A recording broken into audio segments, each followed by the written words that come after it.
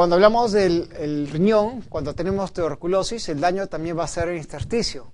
Cuando ocurre el intersticio, el daño, se daña el tubo contornado proximal, distal de la Henle, igual que la próstata, y va a dar una insuficiencia renal de tipo intersticial. La alteración va a ser en la concentración de la orina, igual que la insuficiencia renal de HDP. Cuando nosotros hablamos de la presentación del cuadro clínico de tuberculosis, la presentación extrapulmonar es de un 10 a 20% de los casos, 80% es pulmón, pero de todos los casos extrapulmonares, 30% es de tracto urinario, 30% es de tracto urogenital. O sea, ¿qué quiere decir? Que no es una patología rara, sino que es frecuente. Y normalmente ocurre a los 20 a 40 años. ¿Por qué no ocurre en niños de 5 años? ¿Por qué no hay tuberculosis urinaria en niños de 5 años? Por la fase latente. La fase latente puede durar 8 o 10 años. Entonces, si el paciente tiene una tuberculosis en el riñón a los 20 años, ¿cuándo se contagió el paciente? Cuando tenía 10 o tenía 8 años. Si el paciente tiene 40 años en su debut de tuberculosis urogenital, ¿cuándo se contagió? Y hay que buscar el contacto cuando tenía 30 años o 20 años. ¿Ya? Entonces, cuando hablamos de la tuberculosis, es una enfermedad secundaria, siempre un problema pulmonar. Basta que el paciente tenga contacto con tuberculosis para que pueda desarrollar la enfermedad. Normalmente puede atacar y destruir ambos riñones en un 50%, y cuando destruye los riñones va a formar cavernas, y cuando todo el riñón se llena de cavernas y calcio, es la última fase de la tuberculosis que se llama riñón mástic. Es la última etapa de la tuberculosis. 50% es unilateral y 50% bilateral. ¿Ya? Y cuando es bilateral, el paciente acaba haciendo insuficiencia renal, tiene que entrar a diálisis, y si no entra a diálisis, se muere el paciente.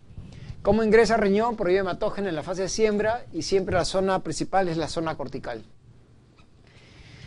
La tuberculosis, ya cuando hay activación de la enfermedad en la fase de reactivación endógena, entonces toda la micobacteria va a contagiar el tracto urinario a través de la vía urinaria en forma cavernocular descendente, contagiando el uréter, vejiga, uretra, próstata, epidimo y testículo, ¿no?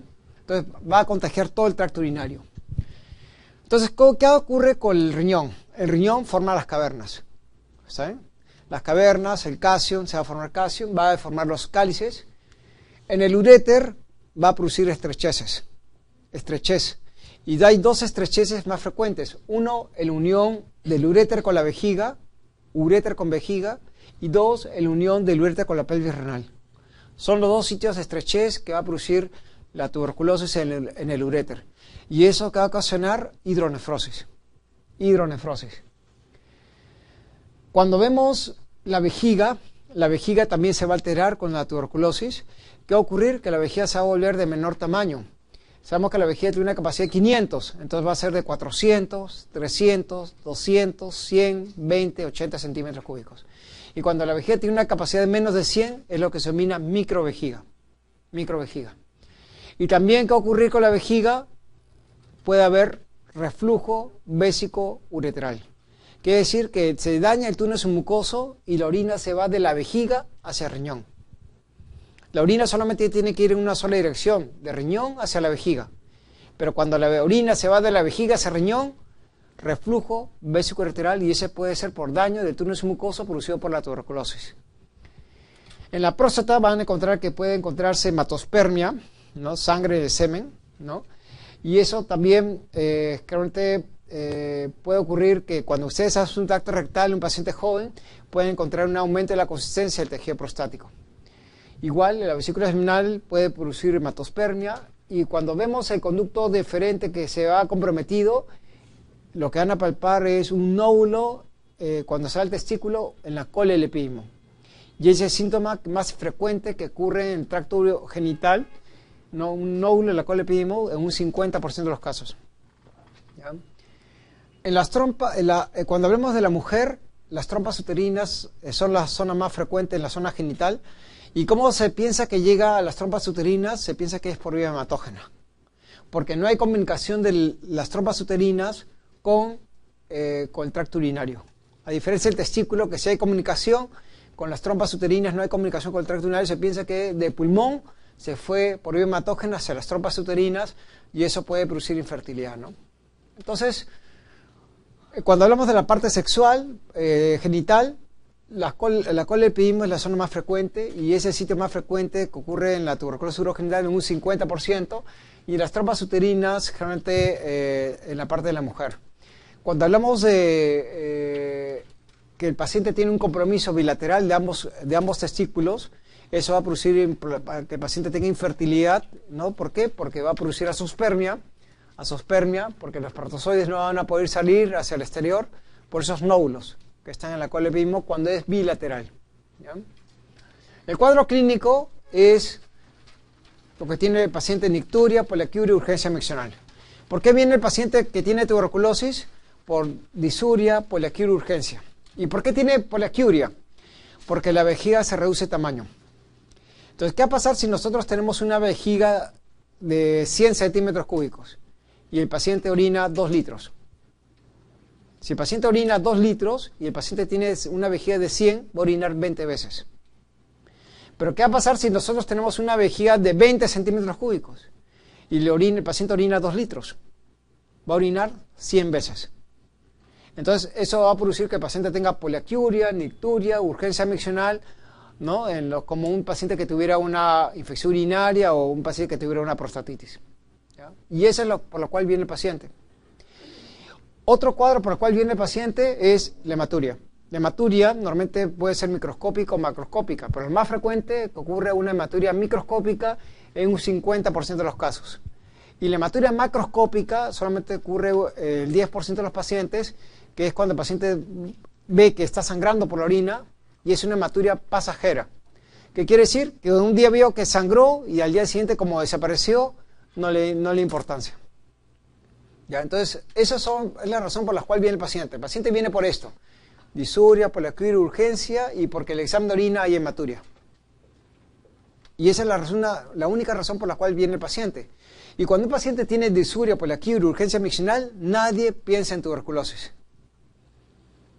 Nadie piensa en tuberculosis. Todo el mundo piensa en qué. Si el paciente orina cada rato con disuria, poliaquiuria, el paciente piensa que tiene una ITU y le dan tratamientos para ITUs, ¿no?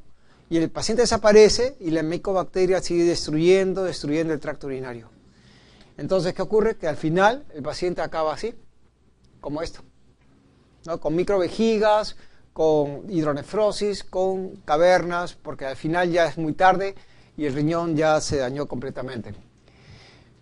Lo más frecuente son esos síntomas, la hematuria y los síntomas recitativos. Pero también puede ocurrir que el paciente pueda tener dolor lumbar cuando son estadios avanzados. ¿Por qué? Por la hidronefrosis. Acuérdense que la hidronefrosis principalmente es producida por las estrecheces del uréter, ¿no? En unión piel-ureteral y en la unión del uréter con la vejiga, eso puede producir hidronefrosis y va a producir dolor.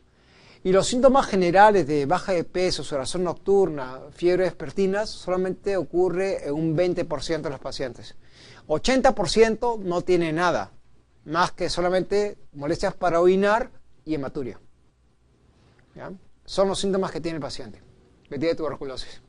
Por esa razón, nadie se da cuenta que tiene tuberculosis y el paciente sigue avanzando en la enfermedad. Y cuando se diagnostica ya produjo una microvejiga, ya produjo una hidronefrosis severa o ya se produjo un riñón masti, ¿ya? Clínicamente lo que tienen que examinar si sospechan tuberculosis es el testículo, porque es el único órgano que se compromete en un 50%, principalmente los hombres, y van a encontrar un nódulo en la colelepidismo que no duele, como una canica que no duele. Cuando palpamos la zona genital también tienen que ver el conducto deferente, que debe ser normalmente como un alambre de electricidad. Pero cuando vemos el deferente en tuberculosis se ve irregular como si fuera un rosario y eso se llama deferente rosariado.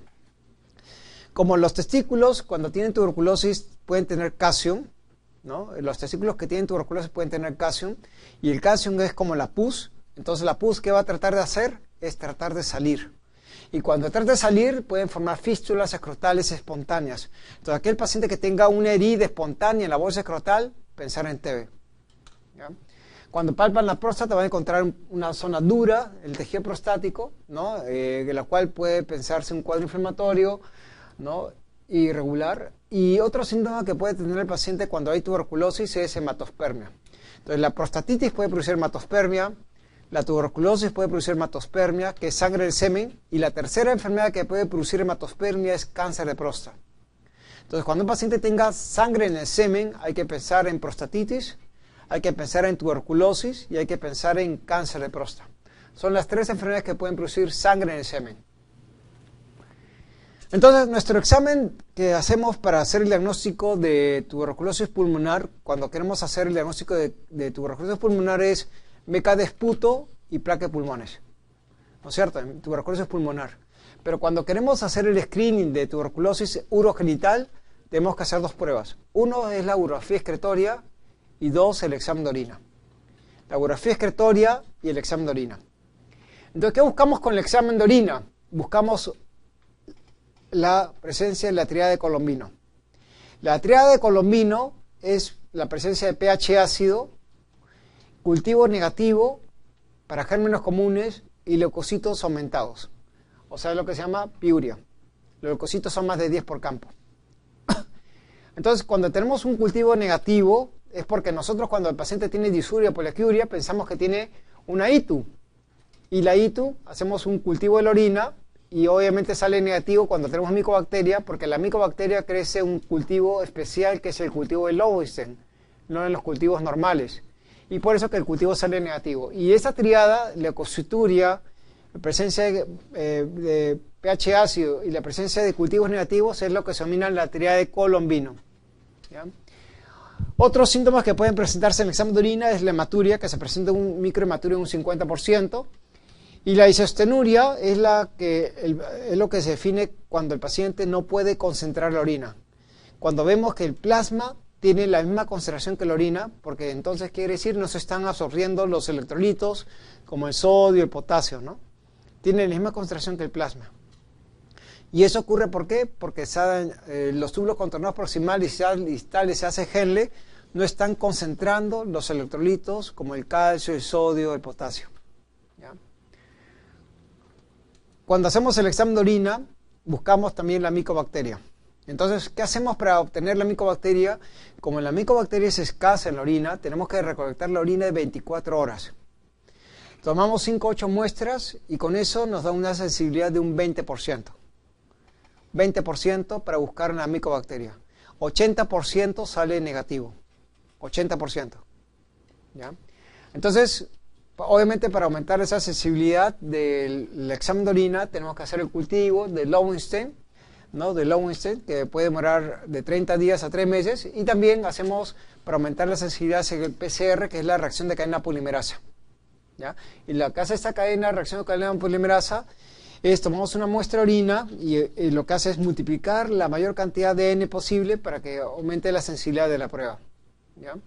Entonces se toman 5 o 8 muestras de orina y esas son de la mayor cantidad de orina posible de 24 horas y eso le da solamente una sensibilidad de 24 horas. Si no podemos obtenerla de 24 horas, por lo menos de 12 horas, que quiere representar toda la orina recolectada durante toda la noche. ¿Ya? Pero es la mayor cantidad de orina posible.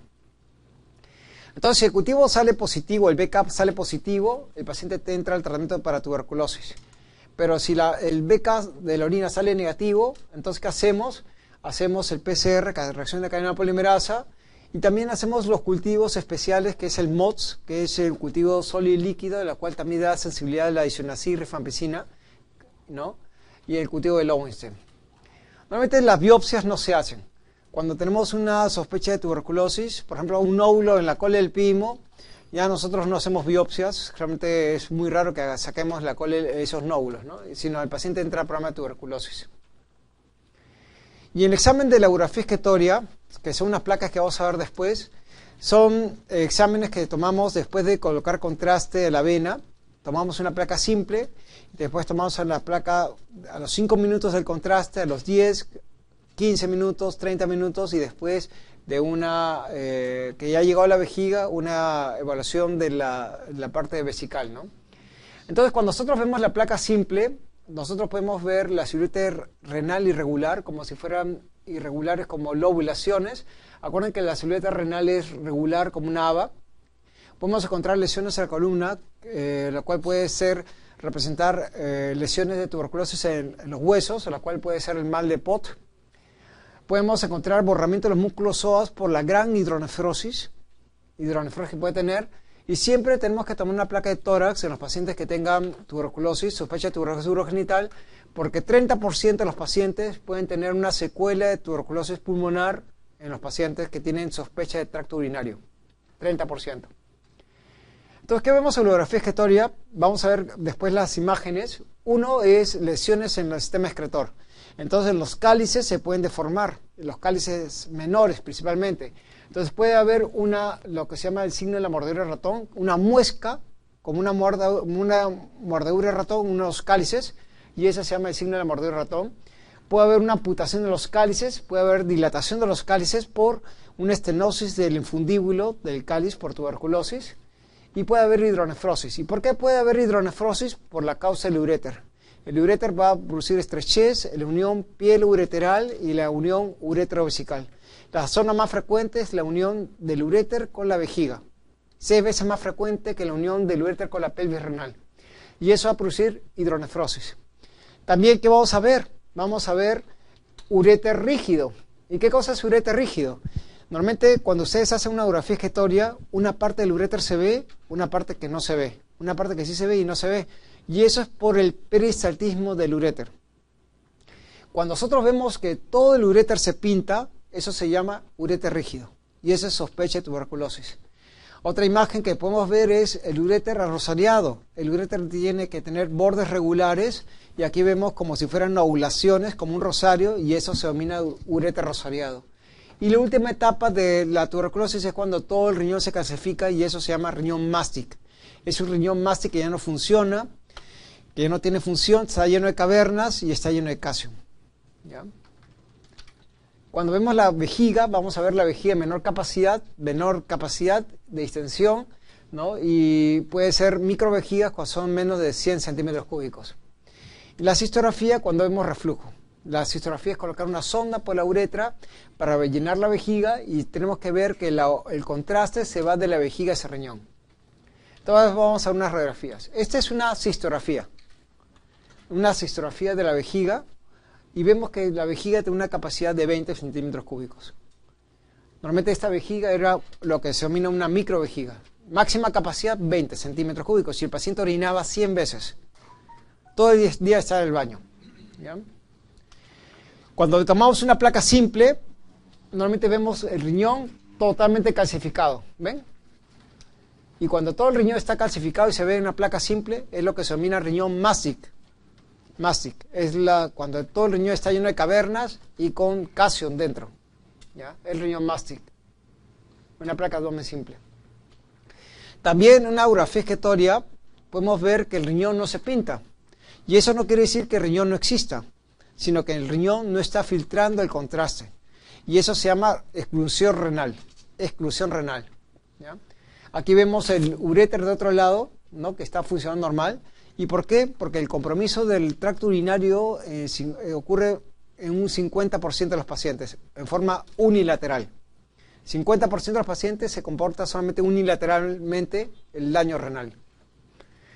Cuando vemos el riñón y el uréter, vemos el uréter aquí, miren, una parte del uréter que se ve, una parte que no se ve, y eso es por el peristaltismo. Cuando ven el uréter es como una zona, es un órgano tubular. Y cuando vemos el uréter irregular, como irregularidades, eso se llama uréter arrosariado. Uréter arrosariado. También podemos ver las estrecheces, y hemos dicho que las estrecheces pueden ocurrir en 2 sitios. 1, en la unión del uréter con la vejiga, y 2, en unión del uréter con la pelvis renal. Siempre por encima de una estrechez va a haber una dilatación del uréter. Entonces, miren, acá el uréter está dilatado por esta zona estrecha. Acá hay una zona estrecha que hay dilatado el uréter. Y de ahí seguimos el uréter y aquí se vuelve a estrechar otra vez. Hay 2 estrecheces. 1 en la unión de uréter con la vejiga y 2 en la unión de uréter con la pelvis renal. Y eso produciendo hidronefrosis. El otro riñón está normal. ¿Ven? Entonces el compromiso en 50% de los pacientes es unilateral. Aquí encontramos una microvejiga. Esta vejiga tiene una capacidad de 100 centímetros cúbicos y tenemos una zona estrecha del uréter. Y por encima la estrechez, hidronefrosis. Hidronefrosis. Igual acá, el uréter dilatado y aquí está la zona estrecha. La zona de estrechez de la unión uretero-vesical, que es la zona más frecuente de estrechez. Cuando vemos el uréter, tenemos que ver una parte del uréter que se ve, una parte que no se ve y una parte que sí se ve. Y eso es por el peristatismo del uréter. Cuando todo el uréter se ve, eso se llama uréter rígido. Y esa imagen es sospecha de tuberculosis.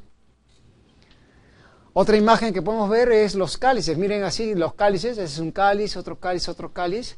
En esta imagen veíamos que esto se hizo una poligrafía, que vemos que hay una estrechez de la unión pielo-ureteral y la amputación de los cálices. Los cálices están amputados. No existen. ¿Ya? Por tuberculosis. Otra imagen, una hidronefrosis. Miren, toda la pelvis dilatada, el uréter dilatado por una zona estrecha en la unión del uréter con la vejiga. En este caso solamente hay una sola estrechez. Una sola estrechez. ¿Ya? Porque todo el uréter está dilatado. Y aquí podemos encontrar esta imagen. Vemos un cáliz, otro cáliz, otro cáliz, y aquí hay un pedazo de cáliz que falta. ¿Ven? Aquí hay un pedazo que falta. Y esa amputación parcial del cáliz menor, y esa pequeña lesión es sospecha de tuberculosis. ¿Ya? Entonces, no crean que tenemos que pensar en tuberculosis solamente cuando tenemos lesiones severas. Ahora, ¿qué va a pasar cuando tenemos este paciente? Si tenemos a este paciente, ¿qué tenemos? Una microvejiga. Y las lesiones que produce la tuberculosis son irreversibles. Irreversibles. ¿Qué quiere decir? Que después del tratamiento para la micobacteria, para matar la micobacteria con los tratamientos para tuberculosis, este paciente va a seguir con microvejiga. O sea, si el paciente orinaba 100 veces antes del tratamiento, después del tratamiento va a seguir orinando 100 veces. Entonces tenemos que reparar esta microvejiga. ¿Y con qué reparamos la microvejiga? Con intestino. Usamos ilion. Entonces, cuando usamos ilion, ampliamos la vejiga y es lo que se llama la ampliación vesical. Esta es la microvejiga del paciente.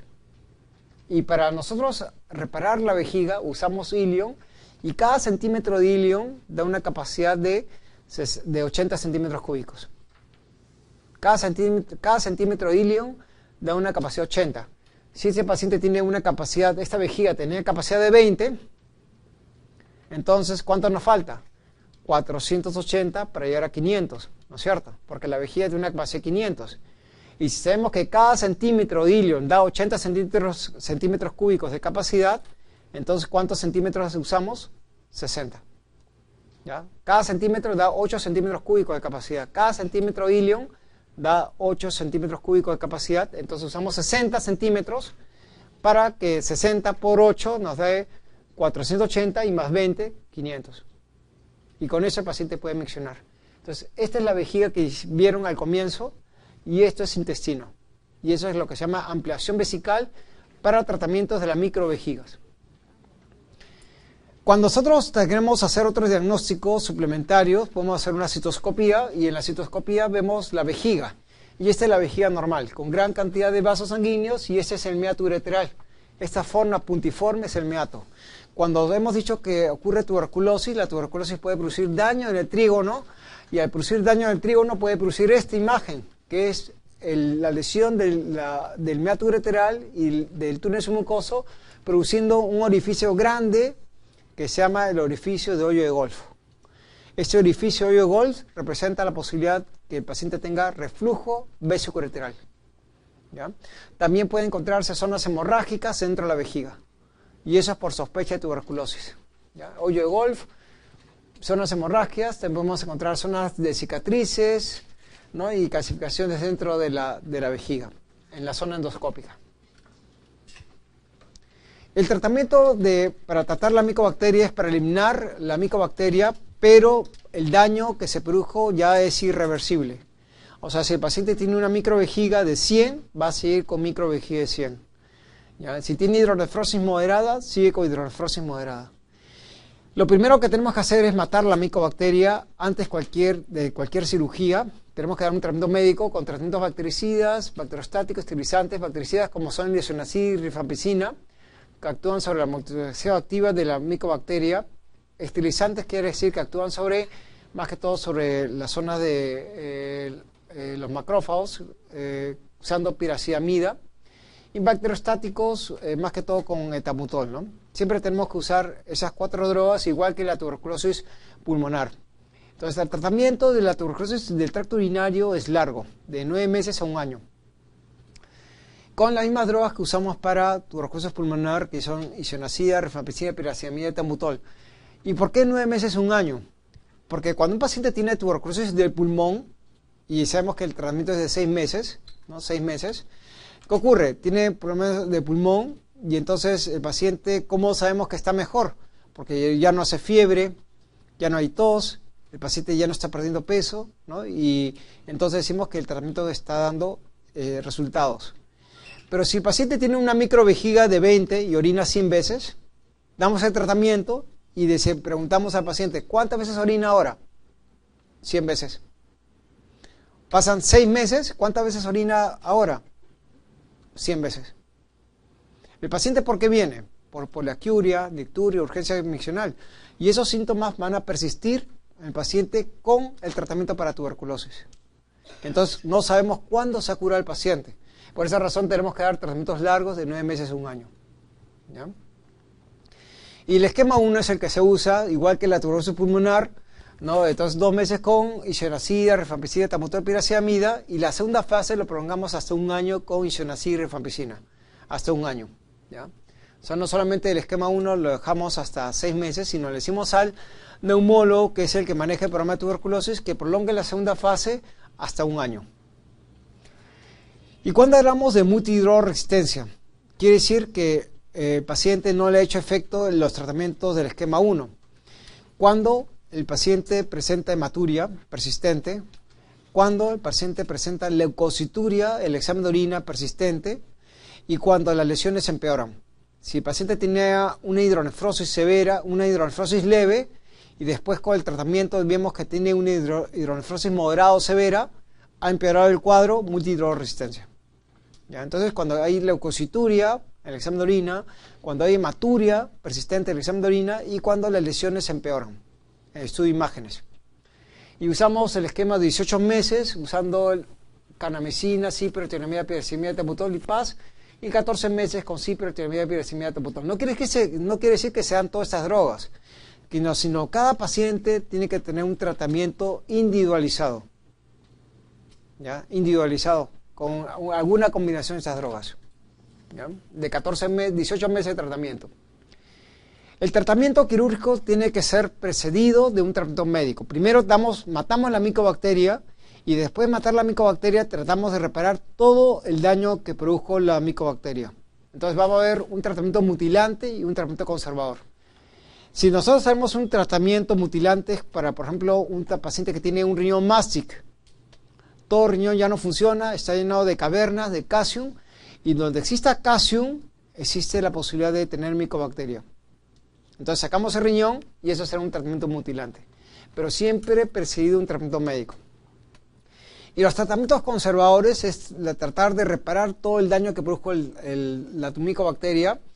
Una de las cosas que puede encontrar es la hidronefrosis, y si tenemos hidronefrosis, tenemos que reparar la hidronefrosis, porque la hidronefrosis produce más daño. Entonces colocamos un catéter de riñón hacia la piel, eso se llama nefrostomía, para tratar de resolver la hidronefrosis, o colocarle un catéter dentro del paciente, que es un catéter doble J o pigtail, ¿no? Que es dentro del paciente, se coloca ese catéter en el paciente, ¿no? La cirugía reparadora es como la ampliación vesical. Hemos dicho la microvejiga y la ampliamos con intestino o ilion para ampliar la vejiga con intestino, y eso sería la cirugía de reemplazo, de reparadora. Y la cirugía de reemplazo es, por ejemplo, si el uréter no funciona, todo el uréter está fibrosado y no funciona, entonces reemplazamos el uréter con ilion, que une el riñón con la vejiga. ¿Ya? Y eso será una cirugía de reemplazo. Los controles se tienen que hacer mensuales, ¿no? Bimensuales, ¿no? De la orina, el tratamiento médico, y nosotros lo que buscamos es la presencia de leucocitos y hematíes. Y el estudio de imágenes a los 3, 6, 12 meses, ¿ya? Y donde las lesiones tienen que ser estables. ¿Qué quiere decir? Que si el paciente tiene hidronefrosis moderada antes del tratamiento, después del tratamiento sigue con hidronefrosis moderada. Si tiene una microvejiga de 200, antes del tratamiento, después del tratamiento sigue con microvejiga de 200. estables. La curación es cuando en el examen de orina no hay leucocitos, cuando en el examen de orina no hay hematíes y cuando las lesiones están estables en el estudio de imágenes. Pero cuando nosotros controlamos a estos pacientes, nunca tenemos la seguridad al 100% de certeza que se haya curado el paciente. Por esa razón, siempre hay que controlarlo durante 8 años, esos pacientes. ¿Ya? Durante 8 años. Siempre controles del examen de orina y estudio de imágenes. ¿Ya? Y ahora vamos a ver cálculos urinarios. ¿Ya? Cuando hablamos de los cálculos urinarios, vamos a hablar que los cálculos son más frecuentes en los hombres que en las mujeres. Los hombres que en las mujeres. Más o menos una relación de 3:1. ¿Ya? Pero cuando tenemos un cálculo urinario, las zonas donde existe mayor cantidad de cálculos son las zonas de mayor temperatura. En las zonas del norte, por ejemplo, del Perú, Piura, Tumbes, donde hay mayor temperatura, son las zonas de mayor frecuencia de los cálculos urinarios. Ahora, cuando una persona ha tenido cálculos y eliminó la piedra, hay que decirle que no realmente siempre va a tener predisposición a formar piedras, a cálculos. Y hay una recurrencia de en 3 años de un 15%, de un 50% en 15 años. ¿Qué quiere decir? Que un paciente que tiene un dolor por un cólico renal no va, tenemos que hacer medidas profilácticas para evitar que esos cálculos se vuelvan a formar. Porque esos cálculos se vuelven a formar en esos pacientes y el dolor de un cálculo es intenso y comparado con un parto de una mujer. Entonces, si el paciente no quiere sentir ese dolor, tiene que prevenir esa formación de cálculos con las medidas que vamos a hablar después. ¿Ya? Normalmente la teoría más importante de la formación de cálculos es la teoría de sobresaturación. La teoría de sobresaturación quiere decir que hay exceso de cristales en la orina. Exceso de cristales en la orina. Entonces, es como cuando ustedes tienen un vaso de azúcar y le echan mucho azúcar, entonces el azúcar precipita y así es como se forman los cálculos. Sobresaturación. Y la teoría de sobresaturación depende del pH. Del pH. Entonces, hay cálculos que precipitan pH ácidos y hay cálculos que precipitan a pH alcalinos. Y entonces, eso lo vamos a ver después cuando veamos cada cálculo. Entonces, otra teoría por la cual se forma un cálculo es la teoría sobre un núcleo matriz de proteínas. Esa proteína de matriz es la proteína de Tan-Horfeld, la cual sobre ese núcleo de proteínas adosan los cristales y forman los cálculos. Es la teoría de formación de cálculos a través de un núcleo de proteínas de matriz. Y también vamos a hablar que hay otra teoría por la cual se forman los cálculos, es la ausencia inhibidora de formación de cálculos. Dentro de la orina encontramos sustancias que hacen que los cristales sean más solubles. Es como, por ejemplo, si ustedes tienen un azúcar depositado en el vaso y hay mucho azúcar, ¿qué hacen? Una de las cosas que podrían hacer es calentar el agua para que el azúcar se disuelva. ¿No es cierto? No han alterado ni la concentración del líquido ni tampoco la concentración del azúcar. Entonces, dentro de la orina hay sustancias químicas que hacen que los cristales sean más solubles, evitando que precipiten. Y esas sustancias son orgánicas e inorgánicas. Dentro de las orgánicas encontramos el citrato, la proteína Tan-Horfeld, que es la rumucoide, y la alanina. Y los inorgánicos encontramos el zinc, el magnesio y el pirofosfato. Entonces, estas dos sustancias lo que hacen es hacer que los cristales sean más solubles en la orina, evitando que precipiten. Y cuando evitan que precipiten, evitan la formación de cálculos. Cuando esas sustancias faltan, ahí es cuando forman las piedras. ¿Ya? La otra teoría por la cual se puede formar un cálculo es epistaxis. ¿Qué cosa es epistaxis? Cuando una interacción de un cálculo interfiere con otro. Se ha visto, por ejemplo, que cuando hay ácido úrico elevado en la orina, esa elevación de ácido úrico hace que los cálculos de calcio precipiten. Entonces, ¿qué quiere decir? Que el ácido úrico está interaccionando con el calcio. Y esa interacción del calcio con el ácido úrico se llama epistaxis. Es cuando un tipo de cálculo interacciona con otro tipo de cálculo. Y entonces, la teoría más importante es la teoría de sobresaturación, que es exceso de cristales en orina que hacen que precipiten los cálculos urinarios. Cuando tenemos un cálculo urinario, los cálculos urinarios se pueden quedar impactados en una parte del tracto urinario. ¿Y qué parte del tracto urinario puede quedarse impactados? Normalmente el uréter tiene un diámetro de 1 centímetro, más o menos de 1 centímetro. Todo el uréter tiene un diámetro de 1 centímetro. Pero hay partes del uréter que tienen diámetros menores, que son las estrecheces fisiológicas del uréter. Y ocurren en 3 sitios. 1, en la unión piel-ureteral, en la unión de la pelvis con el uréter. 2, el cruce del uréter con los vasos ilíacos. Y 3, la unión del uréter con la vejiga, donde el diámetro del uréter en esos 3 sitios es de 0.8. Entonces, en esos 3 sitios se puede quedar enclavado un cálculo. En la unión uretropélvica, el cruce del uréter con los vasos ilíacos y la unión del uréter con la vejiga. Son los 3 sitios donde se puede quedar enclavado un cálculo en el tracto urinario. ¿Ya? Entonces, cuando hablamos del dolor del cálculo, el dolor es intenso, que siempre parte de atrás y se va a la zona genital. Parte de atrás a la zona genital, a la zona de la ingle. Y es el peor dolor que puede tener un paciente. Puede haber náuseas, vómitos y no hay ninguna posición que calme dolor. El paciente puede estar parado, echado, de cabeza, y igual le va a doler intensamente. Es el peor dolor que puede tener un paciente y es considerado como un dolor tipo parto de una mujer. ¿Ya? Es el peor dolor que puede tener. Cuando tenemos un dolor cólico, nosotros no solamente tenemos que quedarnos con la idea de que el paciente tiene un cólico renal y se acabó, y sospecha de un cálculo, sino tenemos que ver qué tipo de cálculo tiene el paciente, el tamaño de la piedra, la repercusión que tiene ese cálculo sobre el tracto urinario y qué tratamiento debería recibir el paciente. O sea, no solamente nos debemos quedar en que el paciente tiene una piedra y se acabó, sino que tenemos que ver cuál es el mejor tratamiento y qué tipo de cálculo puede tener ese paciente. ¿Ya? Entonces, cuando nosotros estamos en emergencia es cuando viene el paciente por cólicos renales. El paciente que tiene un cólico renal no va a consultorio, sino va a emergencia. Y cuando va a emergencia, nuestros exámenes que tenemos que hacer están limitados a los exámenes que están en emergencia. Entonces, cuando estamos en emergencia tenemos que hacer 3 pruebas. 1 es el examen de orina. 2, una ecografía, y 3, un examen de placa abdomen simple. Son 3 exámenes que tenemos que hacer en emergencia. 1, ecografía, examen de orina y placa abdomen simple. En el examen de orina buscamos hematíes, la hematuria. La hematuria en el examen de orina, que puede ser micro o macroscópica, nos da el indicio que puede ser que el paciente pueda tener un cólico renal, el examen de orina. Cuando nosotros hacemos la ecografía, nosotros buscamos en la ecografía más que todo los cálculos que están en riñón, porque la ecografía no puede ver el uréter. La ecografía del tracto urinario no puede ver el uréter, solamente puede ver el riñón y puede ver la vejiga, pero el uréter no lo puede ver. Y esa es una de las limitaciones de la ecografía. Entonces, cuando nosotros vemos la ecografía del riñón, nosotros vamos a ver una zona negra, que es la zona del parénquima, y una zona blanca, que es la zona medular.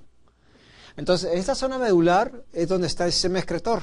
Y cuando empieza a haber cólicos renales, esa zona medular se puede dilatar produciendo hidronefrosis, ¿no? Y la hidronefrosis se ve en la orina de color negro. Esta es la pelvis dilatada y con el sistema piel localizado dilatado por la presencia de la orina. Pero también, cuando el cálculo se encuentra en el riñón, van a encontrar una imagen blanca en la pelvis renal o en la zona medular. Y esa imagen blanca, que es un cálculo, generalmente da sombra acústica. Y esa sombra acústica es la misma sombra acústica que ven en la vesícula biliar, cuando los cálculos ahí de vesícula da una imagen de sombra negra, igual tiene que haber una sombra negra. ¿Ya? Entonces, ¿qué ocurre cuando tenemos una ecografía? Muchas veces en la ecografía el paciente nos ponen que tiene microlitiasis. El paciente tiene un dolor atrás que se va hacia la pierna y no tiene nada que ver con un cólico renal, y para quedar bien con el paciente le colocan microlitiasis, ¿no? ¿Por qué? Porque ven puntos blancos. Pero estos puntos blancos no son cálculos. Estos puntos blancos que usted ve en una ecografía es la superposición de los vasos sanguíneos o de las papilas renales. Siempre que vemos un cálculo, tiene que haber sombra acústica. Y siempre que tenemos un cálculo, puede haber la imagen de sospecha de hidronefrosis, ¿no? Y eso es lo que nos hace sospechar la imagen de una presencia de un cálculo. ¿Ya? Entonces, eso hace que la sensibilidad no sea muy alta en esos pacientes. Entonces, como sabemos que un cálculo puede estar en el uréter, ¿qué hacemos? Tomamos una placa, una radiografía donde podemos ver la imagen de un cálculo. La mayoría de los cálculos son radioopacos, o sea que son blancos. El 90% de los cálculos son blancos. ¿ya? Entonces se puede ver en una imagen blanca, como el hueso, en la placa abdomen simple. Pero ¿cuál es el inconveniente de estas radiografías? Que los cálculos radiolúcidos, que son las placas que no se ven, como el ácido úrico, no se pueden visualizar en las placas. Y también existe la posibilidad que el cálculo se interponga con la imagen ósea, con los huesos. Entonces, si el cálculo está en la cresta ilíaca, no se va a poder ver. Y la otra inconveniente, el tercer inconveniente de una placa abdomen simple es que cuando tenemos cálculos muy pequeños, de menos de 3 milímetros, no se pueden visualizar en la placa abdomen simple. Entonces, son los inconvenientes que tenemos cuando tenemos un cálculo, ¿ya? Cálculos muy pequeños, menos de 3 milímetros, cálculos radiolúcidos no se pueden ver, o cuando los cálculos se pueden interferir con la imagen ósea de las crestas ilíacas, que puede interferir con la imagen de ver un cálculo, ¿no? O cuando el paciente está mal preparado, el contenido fecal está lleno, dentro de cavidad abdominal, el paciente está lleno de heces y no se puede visualizar el cálculo.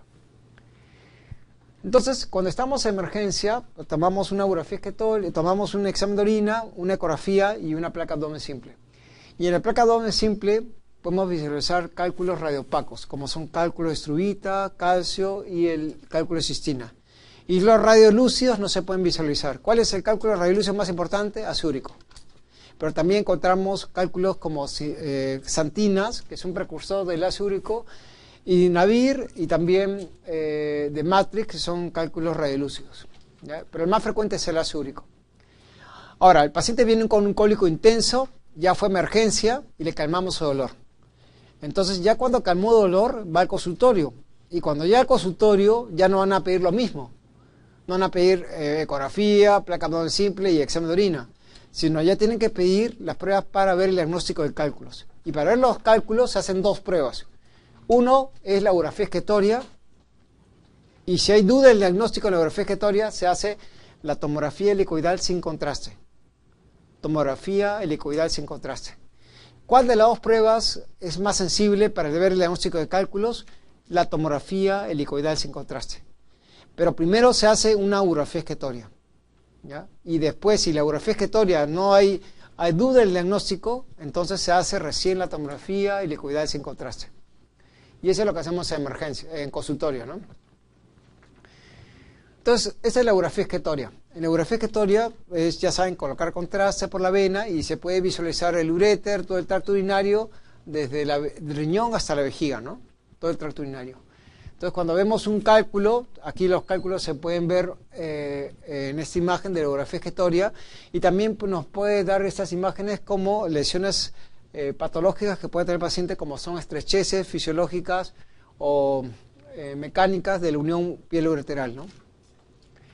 Ahora, cuando nosotros tenemos duda del diagnóstico de la urografía esquetoria, entonces se hace la tomografía helicoidal sin contraste, ¿ya? ¿Por qué no se hace la tomografía? ¿Quién tiene mayor sensibilidad? ¿Una urografía esquetoria o una tomografía? La tomografía tiene mayor sensibilidad. Pero ¿cuál es el problema? Que la tomografía cuesta más caro. Segundo lugar, que la tomografía da mayor irradiación. Y tercer lugar, que nadie puede hacer un cálculo con tomografías haciendo periódicamente, ¿ya? Si nosotros tenemos un cálculo que está acá y ya lo visualizamos con la urografía esquetoria, ¿cómo podemos seguir al paciente? Con placas de abdomen simple, para ver dónde está el cálculo.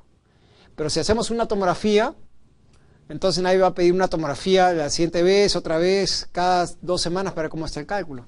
Nadie va a estar pidiendo 3, 4 tomografías al mes. Con una urografía esquetoria nosotros podemos seguir al paciente con placas de abdomen simple. Entonces, una urografía esquetoria tiene la ventaja que es más barata. Segundo lugar, que da menor irradiación.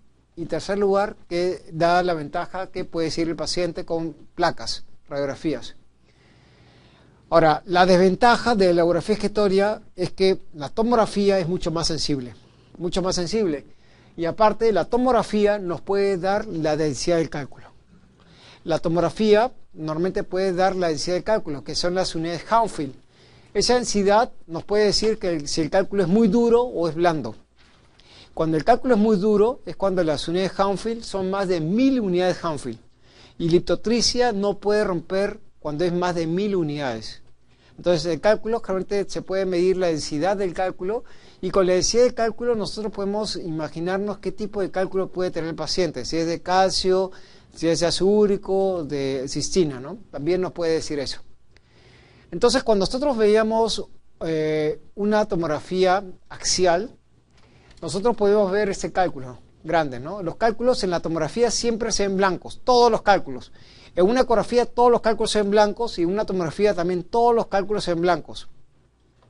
Donde son radioluces o radiopacos son en las radiografías, ¿ya? Pero en la tomografía todos los cálculos se ven blancos. Entonces, cuando nosotros haríamos una tomografía, podemos ver esta imagen, un cálculo, ¿no es cierto?, que se ve blanca, con una hidronefrosis con destrucción de parénquima. Aquí se ve muy fácil. Pero cuando hacíamos tomografías axiales, también podíamos ver esta imagen, donde veíamos el cálculo acá.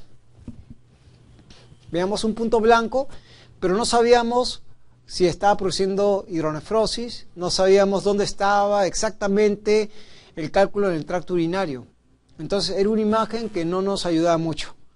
Entonces, en ese entonces, cuando solamente existía la tomografía axial, la prueba más importante era la ecografía excretoria. En ese entonces.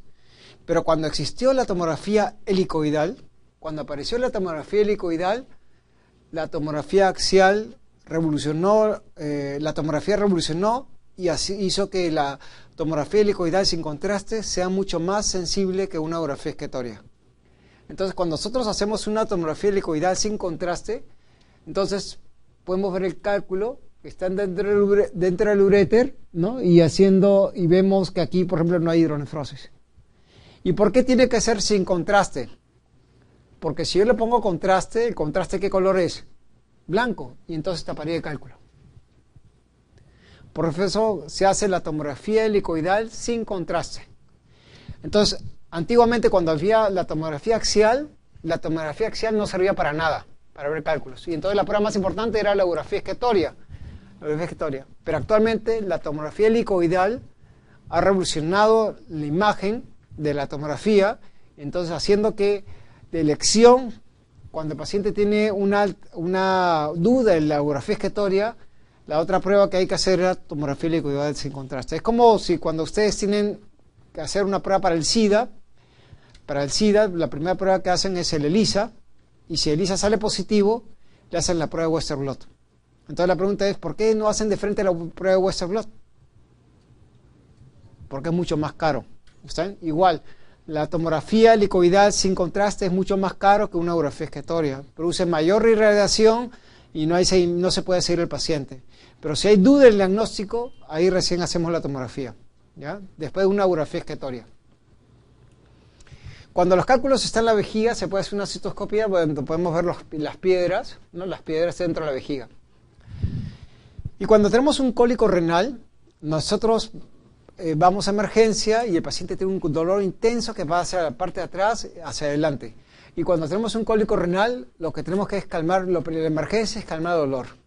Y aquí lo más importante es que hay componentes inflamatorios. Y para tratar esos componentes inflamatorios tenemos que dar antiinflamatorios como son diclofenaco, ketoprofeno o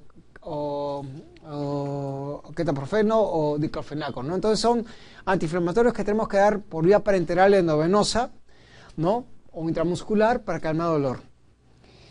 Asociado podemos usar los antiespasmódicos como son la buscapina, el piridán, bromuro-iodina, ¿no? Que son antiespasmódicos, pero si ustedes dan solamente antiespasmódicos, el paciente va a seguir con dolor.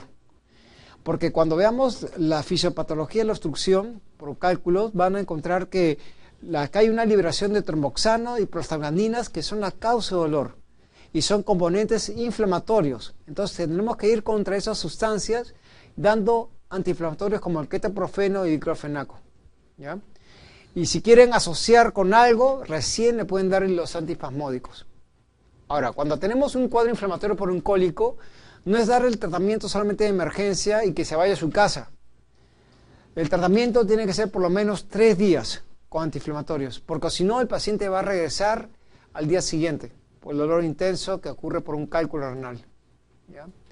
Si los antiinflamatorios y antiespasmódicos no calman el dolor, entonces damos opiáceos como son la oxicodona o como son la morfina en el paciente, y si eso no calma el dolor, llamamos al anestesiólogo para colocarle un catéter epidural, ¿ya? Es lo último que hacemos. ¿ya? Pero lo primero que hay que hacer es dar antiinflamatorios. Y los antiinflamatorios no lo damos solamente de emergencia, sino que se lo lleva a su casa durante 3 días por vía parenteral. Parenteral, 3 días. ¿Ya? Porque si no, el paciente regresa a emergencia por dolor. Y ahora vamos a hablar de los cálculos urinarios. ¿Ya? Los cálculos urinarios son 4 principalmente. El cálculo más frecuente es calcio, que es el 80% de todos los cálculos. Y el calcio puede estar unido con fosfato y oxalato. ¿Ya? Pero el componente más importante va a ser el oxalato de calcio, que está en un 70% de todos los cálculos. Oxalato de calcio. El oxalato de calcio está unido con el calcio, ¿no? Y normalmente es el cálculo más frecuente. El estruvita es el cálculo infeccioso, que es el 15%. El ácido úrico, que es el radiolúcido, que es el 8%. Y el cálculo hereditario es el cistina, que es el 3%. Cistina, hereditario, ácido úrico, radiolúcido, estruvita, infeccioso y más frecuente de todos, calcio. ¿Ya? Cuando vemos estos cálculos, hay cálculos que precipitan con pH ácidos y hay cálculos que precipitan con pH alcalino. ¿Cuáles son los cálculos que precipitan con pH ácido? Ácido úrico y cistina. ¿Y cuáles son los cálculos que precipitan con pH alcalino? Estruvita y fosfato de calcio. Estruvita y fosfato de calcio. ¿Ya? Son los cálculos que se alteran con el pH. Todos los cálculos dependen de la teoría de sobresaturación. ¿Ya? Y vamos a ver cada uno de esos cálculos. Primero vamos a hablar del cálculo de calcio. El cálculo de calcio es el 80% de todos los cálculos, es el más frecuente y siempre es la teoría de sobresaturación que hace que se formen los cálculos. Y cuando hablamos de los cálculos de calcio pueden ser monohidratados o dihidratados, de acuerdo al componente de agua. Los monohidratados son los más duros que hay. Y son los cálculos como las piedras de río Rímac. ¿Ya? Y tienen una densidad más de 1000 unidades Hanfield. Son los cálculos más duros, igual que los cálculos de cistina. Los cálculos de cistina y los cálculos de calcio monohidratados son los más duros que existen. Y son los que no se pueden romper con liptotricia. Liptotricia no lo puede romper. Y esos son los cálculos monohidratados o huevelito. Y los cálculos dihidratados son como las piedras poma de las peceras. Esas piedras poma de la pecera, o como un ladrillo, que ustedes tiran el ladrillo al suelo y se rompe en 1000 pedazos, o la piedra poma de la pecera lo tiran al suelo y se rompe en 1000 pedazos, esos son los cálculos dihidratados. ¿Ya? Los cálculos, también encontramos los cálculos de bruchita y los cálculos de fosfato, que es de calcio, que es de repente cuando ustedes ven una sonda, ven una cosa como algodón, lo que sale por ahí, esos son los cálculos de fosfato, cristales de fosfato. ¿Ya? Así se ve un cálculo de calcio. Miren, esa es una piedra en la vejiga. Todo esto es en la vejiga con un cálculo. Y miren acá, si ven ese cálculo, van a ver que hay capas concéntricas, ¿no es cierto? Y esas capas concéntricas son diferentes de colores, ¿no es cierto? Y hay unas capas concéntricas dentro de esa piedra que son transparentes, ¿no es cierto? Y ese es por el fenómeno de epistaxis. Un cálculo de interacción con otro. El ácido úrico, hemos dicho, que hace que los cálculos de calcio precipiten, sean menos solubles en la orina. El ácido úrico hace que el calcio sea menos soluble en la orina y precipite. Y entonces sobre el cálculo de calcio se ha dosado cristales de ácido úrico.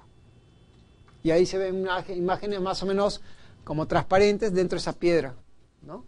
Entonces es lo que se llama el fenómeno de epistaxis. ¿Ya?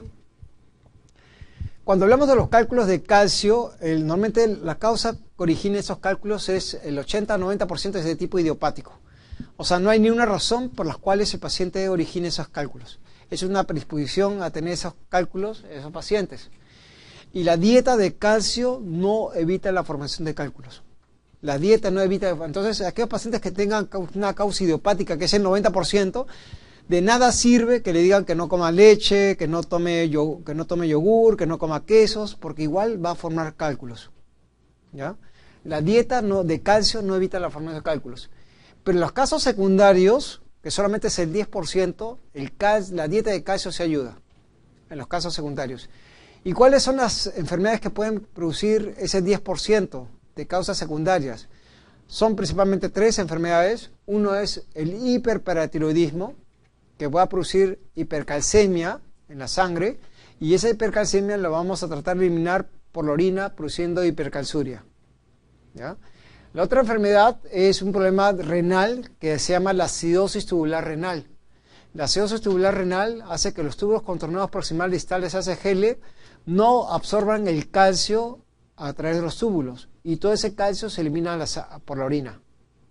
Entonces, como ese calcio se elimina por la orina, va a producir hipercalciuria, va a producir sobresaturación y forman los cristales de calcio, cálculo de calcio. Pero así como no se absorbe el calcio, tampoco se absorbe el bicarbonato. Y por eso esa enfermedad se llama acidosis tubular renal, porque el bicarbonato también se va a eliminar. Y entonces va a haber una deficiencia de bicarbonato, y entonces esa enfermedad va a ser por una acidosis de tipo metabólica. Y la tercera enfermedad es un problema intestinal, que es una hipercalciuria absortiva, que el intestino en forma idiopática está absorbiendo mucho calcio que va al torrente sanguíneo, ¿no? Y entonces eso va a producir hipercalcemia, y esa hipercalcemia va a producir hipercalciuria y haciendo la formación de cálculos. Son las tres enfermedades que van a producir de causa secundaria un problema de formación de cálculos, y en esos casos la dieta de calcio se ayuda. Pero el 80-90% son de tipo idiopático. Entonces, cuando tenemos un cálculo de calcio, ¿qué hacemos para prevenir la formación de cálculos? Cuando una piedra se formó, ya no hay nada que lo disuelva. O se cae solo o se opera. ¿Ya? Se cae solo o se opera. Cuando un cálculo se formó y se eliminó por la orina, entonces el paciente tuvo un dolor intenso y entonces va a su consultorio y les pregunta, ¿ahora qué hago? Ya eliminé la piedra, pero ya no quiero tener más cólicos. Entonces quiero evitar la formación de cálculos. ¿Qué hacemos cuando desde calcio? Uno, tenemos que aumentar la ingesta de líquidos. El paciente tiene que evitar la sobresaturación ingiriendo de 3 a 5 litros de agua diarios. ¿Ya? Tiene que tomar bastante líquidos, evitar la deshidratación. Cuando es una causa secundaria, evitar la formación de calcio en la dieta, ¿no? Y de oxalatos en la dieta cuando son causas secundarias. Y si a pesar que el paciente dice que toma 10 litros de agua todos los días, toma 5 o 7 litros de agua todos los días, sigue formando cálculos, entonces tenemos que hacer algo. ¿Y qué hacemos? Tenemos que quitar el calcio de la orina. ¿Y cómo quitamos el calcio de la orina? Con medicamentos como son las tiazidas, que son diuréticos que lo que hacen es absorber el calcio que existe en la orina para devolverlo al torrente sanguíneo, como la hidroclorotiazida. ¿Ya? Entonces es lo que hacemos cuando tenemos calcio en la orina, cálculo de calcio en la orina. El otro cálculo que vemos es el ácido úrico, que es el cálculo que precipita un pH ácido. Es un cálculo radiolúcido que no se ve en las placas, ¿no? Y normalmente esos cálculos tienden a precipitar en pH ácido. Entonces, ¿qué hacemos para evitar estos cálculos de ácido úrico? El ácido úrico es un precursor de las carnes rojas. Entonces, las carnes rojas, las proteínas de las carnes rojas, entonces tenemos que restringir las carnes rojas como son la de chancho, la de vaca, ¿no? El de cordero, ¿no? Entonces tenemos que evitar los mariscos que tienen ácido úrico, ¿no? Entonces hay que hacer esa dieta de esas proteínas. También hay que evitar la sobresaturación aumentando la ingesta de líquidos. Hay que alcalinizar la orina porque este ácido úrico precipita en pH ácido. Entonces, ¿con qué alcalinizamos la orina? Con bicarbonato y citrato. Entonces, el bicarbonato va a alcalinizar la orina y el citrato también va a alcalinizar la orina. Pero también el citrato, ¿qué cosa va a hacer? El citrato, ¿qué cosa va a hacer? Aparte de alcalinizar la orina, es un inhibidor de la formación de cálculos. ¿Se acuerdan? Que es una sustancia orgánica inhibidor de la formación de cálculos. Y entonces eso también va a ayudar a que no esos cristales de ácido úrico precipiten en, en la muestra de orina. Y si el paciente tiene gota, el ácido úrico elevado en la sangre, entonces tenemos que evitar, eso va a tener el ácido úrico elevado en la sangre, y ese ácido úrico puede eliminarse por la orina, teniendo un ácido úrico elevado en la orina, entonces tenemos que dar allopurinol. El allopurinol evita el paso de las antinas a ácido úrico. ¿Ya? Y ese es el tratamiento para el cálculo de ácido úrico. Y el cálculo de ácido úrico, unas placas no se ven. Entonces, ¿cómo se ve en una urografía excretoria? Se ve que el contraste va rodeando el cálculo. Este es el cálculo, acá que están viendo acá, como un fantasma, y el cristal va a estar rodeado del contraste. ¿Ya? Si nosotros quisiéramos visualizar el cálculo exactamente como es, ¿qué tendríamos que pedir cuando la ecografía excretoria no es exacta? Es la tomografía helicoidal sin contraste. En la tomografía todos los cálculos son blancos. ¿Ya?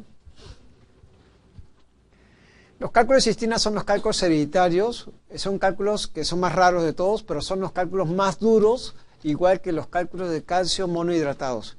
Son los cálculos que el liptotricia tampoco lo puede romper porque tiene una densidad más de 1000 unidades Hanfield. Estos cálculos precipitan pH ácido y son cálculos hereditarios porque hay una mala absorción de 4 aminoácidos, que es la cistina, ornitina, lisina y arginina.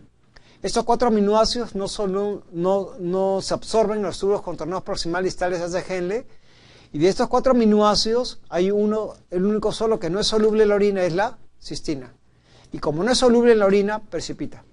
¿Ya? Entonces el único aminoácido que no es soluble en la orina es la cistina y por eso precipita. Esos cálculos precipitan pH ácido. Entonces, para evitar esos cristales tenemos que aumentar la ingesta de líquidos, tenemos que alcalinizar la orina con bicarbonato y citrato, ¿no? Y también tenemos que restringir la metionina, que es un precursor de la cistina. Si a pesar de que nosotros hacemos todos esos tratamientos, el paciente toma abundante cantidad de líquido, alcaliniza la orina, sigue formando cálculos de cistina, entonces ¿qué hacemos? Damos medicamentos que hagan que la cistina sea más soluble en la orina. Y esos medicamentos que hacen que sea más soluble en la orina es la depecilamina y alfa-mecaptopropilglicina. Son los dos medicamentos que usamos para que la cistina sea más soluble en la orina, ¿ya? Y evitar que precipite. Los cálculos de struvita son los cálculos infecciosos. Esos cálculos de struvita tienen 3 componentes: fosfato, amonio y magnesio. Fosfato, amonio y magnesio. Esos cálculos precipitan pH alcalino y estos son cálculos infecciosos y son el 70% de los casos producidos por una bacteria que es Proteus. Proteus es el germen más frecuente para que origine estos cálculos, pero también lo puede producir otras bacterias como son Providencia, Pseudomonas, Klebsiella, Estafilococo. La Escherichia coli no produce estos cálculos. ¿Y por qué no produce estos cálculos? Porque estas bacterias tienen una enzima que se llama la ureasa. Y la ureasa conforman el amonio. Esta ureasa convierte el amoníaco en H3 en H4. A través de una enzima que es la ureasa, convierte el H3, el amoníaco, en amonio. ¿Ya? Y esas bacterias realmente tienen esta enzima. La Escherichia coli no tiene la ureasa, no tiene esta enzima. Por eso que la Escherichia coli nunca forma estas bacterias, nunca forma estos cálculos. La bacteria que forma estos cálculos, el más frecuente es Proteus, 70%. ¿Ya? Pero está en pH alcalino y así se ve un cálculo coraliforme. Estos cálculos de struvitas tienen la forma de coral. Por eso que también se denominan coraliformes, porque tienen la forma de los cálices y tiene la forma de la pelvis renal. Cuando sacamos el cálculo se ve así. Tiene la forma de la pelvis, los cálices. ¿Ya? Los cálculos de struvita también tenemos que evitar la sobresaturación, aumentando la ingesta de líquidos. Tenemos que quitar todos los cuerpos extraños que pueden producir infección. Por ejemplo, un paciente que está con sonda porque tiene próstata, condición de infección urinaria, hay que quitar esa sonda lo más rápido posible.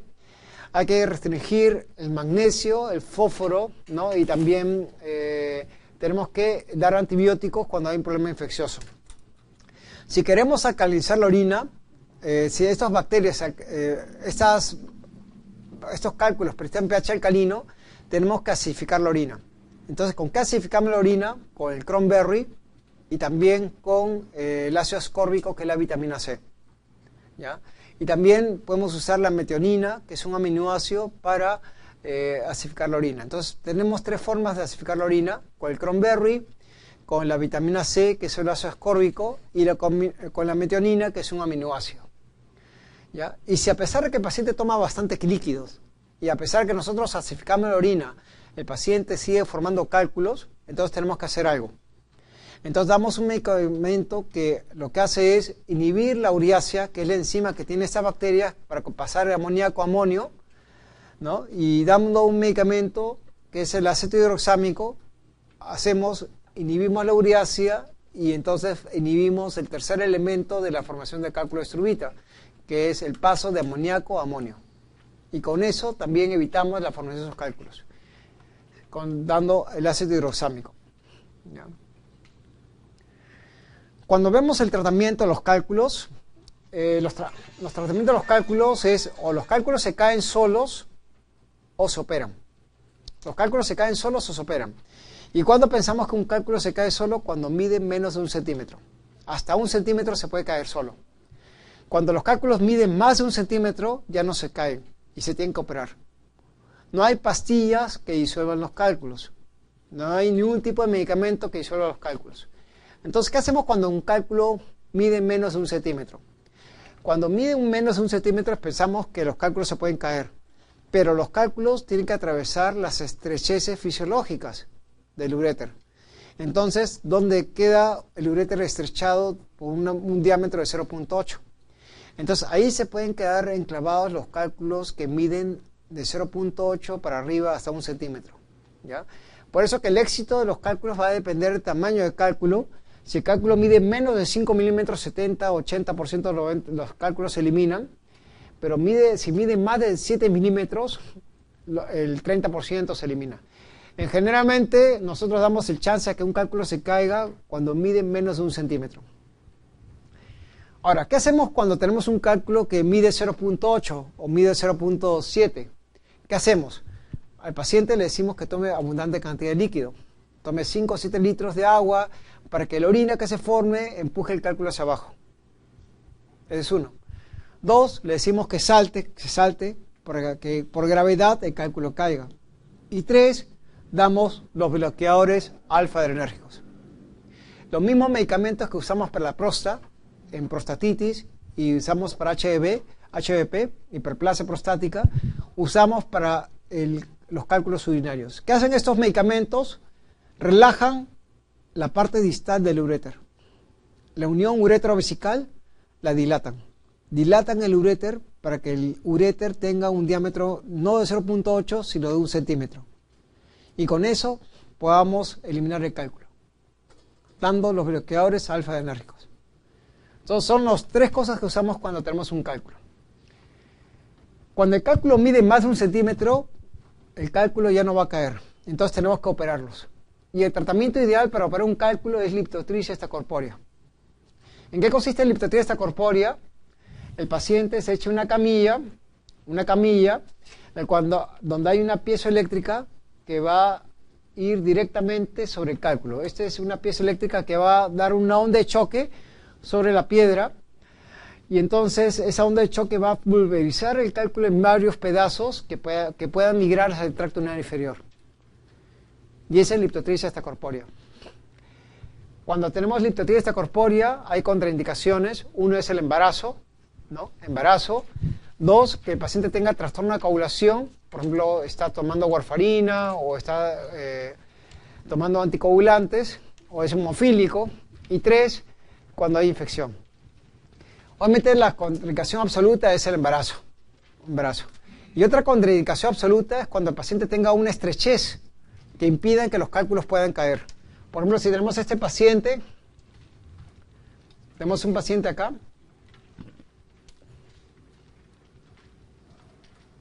que tiene una estrechez. ¿Ven? Aquí está la piedra. Si yo hago liptotripsia, ¿qué ocurre con los fragmentos? Estos fragmentos se van a quedar ahí y no van a poder bajar por esa zona estrecha del uréter. Entonces, una estrechez que impida que los cálculos puedan fragmentar, que sean fragmentados, puedan caer, es otra contraindicación absoluta para hacer liptotripsia. Embarazo, estrecheces o trastorno de coagulación e infecciones. Son contraindicaciones para hacer liptotripsia. Ahora, ¿cuándo se hace liptotripsia extracorpórea? Liptotripsia extracorpórea se hace cuando el cálculo es un cálculo que está por encima de la cresta ilíaca. Tiene que estar por encima de la cresta ilíaca porque el hueso pélvico es una barrera para que el cálculo, para que la onda de liptotripsia pueda ingresar al cálculo. Tiene que estar por encima de la cresta ilíaca. Y en segundo lugar, tiene que ser menos de 3 centímetros. Menos de 3 centímetros, porque si mide más de 3 centímetros es muy grande para romper la piedra. Tiene que ser menos de 3 centímetros y estar encima de la cresta ilíaca. ¿Qué va a pasar si el cálculo mide más de 3 centímetros o está por debajo de la cresta ilíaca. Entonces, ¿qué hacemos? Cuando tenemos esos casos, hacemos la liptotripsia endoscópica. Y la liptotripsia endoscópica es un catéter que tiene, según el cálculo, ¿no?, con diferentes fuentes de poder como ultrasonido, neumática, que es aire, o hidráulica, en las cuales el paciente, ese catéter ya es un procedimiento invasivo que tiene que ser sala de operaciones. El catéter se tiene que unir con el cálculo para fragmentarlo en pedazos por contacto directo. Es como un taladro que va taladrando el cemento cuando vienen los obreros para arreglar las pistas. Esos taladros es el catéter que va a fragmentar el cálculo, pero tiene que tener contacto directo con el cálculo. Con la fuente de poder se une el catéter, que puede ser neumática, hidráulica o ultrasonido o láser, para romper el fragmento del cálculo en varios pedazos. Entonces, esto es cuando el cálculo se encuentra en el riñón, se hace la liptotripsia percutánea. ¿Está bien? Si el cálculo se encuentra en el riñón y mide más de 3 centímetros, entonces se hace liptotripsia percutánea usando el nefroscopio, ¿no?, percutáneo. Ese nefroscopio percutáneo se hace un orificio en la pared del paciente, se ubica el cálculo en el riñón y con ese cálculo se va a unir al catéter para fragmentarlo en varios pedazos. Y eso es cuando el cálculo se encuentra en el riñón y mide más de 3 centímetros. Pero ¿qué va a pasar si el cálculo no está en riñón, sino el cálculo está acá? ¿Qué va a pasar si el cálculo está aquí? Nadie se le va a ocurrir meter un aparato al riñón para ir hasta abajo, ¿no? Sino lo que usamos es otro aparato, que es el de ureteroscopio. El ureteroscopio se coloca por la vejiga, por la uretra del paciente, se coloca se mete al uréter el aparato hasta llegar al cálculo, y cuando llega a la piedra, ese paciente se coloca un catéter que fragmente el cálculo en varios pedazos. Ese catéter que está unido a las diferentes fuentes de poder. ¿Ya? Entonces, cuando tenemos cálculos urinarios, cada paciente va a tener un tratamiento de acuerdo al tipo de cálculo. Ahora, cuando el cálculo el cálculo es muy duro, como los cálculos de cistina o los cálculos de calcio monohidratados, liptotripsia no lo puede romper, ni endoscópica ni extracorpórea. Entonces, ¿qué tenemos que hacer? La cirugía abierta o laparoscópica. ¿Ya? Entonces, cada una tiene su indicación. Lo primero si les pregunta cuál es el tratamiento ideal para romper un cálculo, extracorpórea, liptotripsia extracorpórea, y la endoscópica es la segunda indicación cuando la extracorpórea no lo puede hacer. Entonces, vamos a ver cómo es este caso. Cuando tenemos un cálculo correliforme, por ejemplo, correliforme que mide más de 3 centímetros, es de vía percutánea, pero si mide menos de 3 centímetros es extracorpóreo. Esta es litoclast, que es la neumática, la fuente de poder, que se une al catéter para que tenga contacto directo con el cálculo para fragmentarlo en varios pedazos. Este es el nefroscopio, ese es cuando se coloca por vía percutánea el nefroscopio y buscando el cálculo donde están los cálices, ¿no?, por vía percutánea. Se ubica el cálculo y el catéter, unido con la fuente de poder, rompe el cálculo en varios pedazos. Este es el ureteroscopio para buscar el cálculo del tercio inferior del uréter. Para ver estos cálculos que están en el tercio inferior del uréter, para hacer liptotripsia, tiene que ser un máximo de 2 centímetros. Cuando mide más de 2 centímetros, la endoscópica ya no lo puede hacer. Es muy grande. Máximo hasta 2 centímetros. Cuando mide 3, 4 centímetros, ¿qué tendremos que hacer? Igual que los cálculos muy duros, la vía abierta o laparoscópica. Cuando miden más de 2 centímetros. ¿Ya? Y lo ideal es la extracorpórea, ¿no?